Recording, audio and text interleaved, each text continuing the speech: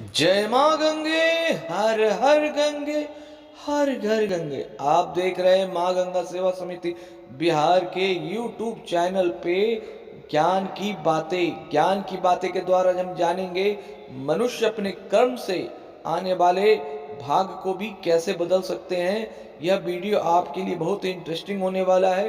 Video को अंत तक देखें, स्किप नहीं करें और शेयर करें। प्रत्येक रविवार को माँ गंगा सेवा समिति द्वारा हरिद्वार के तट पर माँ गंगा की आरती खचकला घाट पे होती है और माँ गंगा को प्रदूषण मुक्त रखने का आह्वान किया जाता है। आप सभी इस कार्यक्रम में सादर आमंत्रित हैं।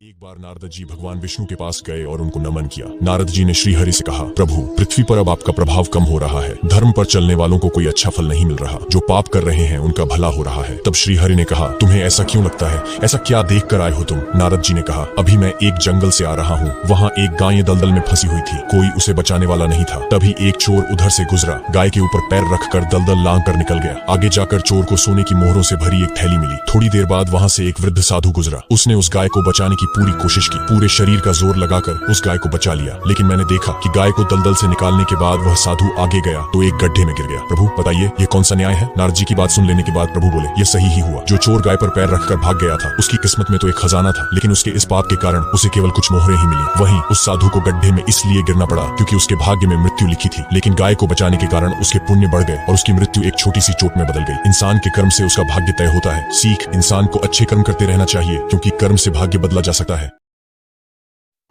आप देख रहे हैं संत की वाणी। ब्रह्मचर्य का अर्थ अविवाहित जीवन जीना ही नहीं होता जी। विवाहित जीवन में भी व्यक्ति ब्रह्मचर्य कर सकता है। ब्रह्मचर्य का अर्थ है कि केवल अपनी पत्नी के अतिरिक्त जी जो किसी महिला पर दृष्टि न डाले, जी, वो पुरुष ब्रह्मचारी है। वाह।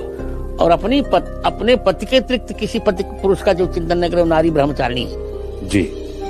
इसलिए गृहस्थ होकर के भी भगवान राम को ब्रह्मचारी कहा गया। जी।